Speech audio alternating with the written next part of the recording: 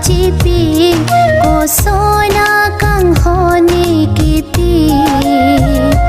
man det lo ni kik lo lin kang ting de na son man det lo ni kik lo lin kang ting de na son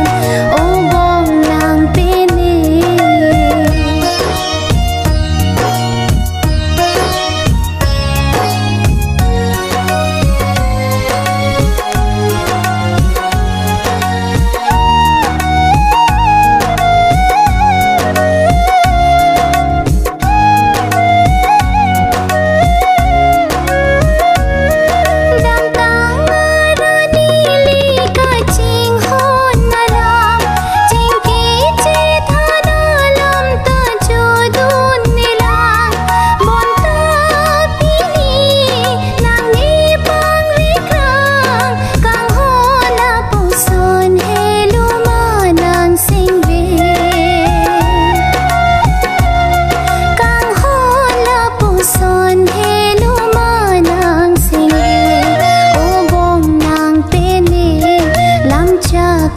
Chipi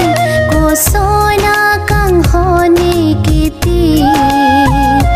man det lo ni kik lo lin kang ting de na son man det lo ni kik lo lin kang ting de na son o bong nang pini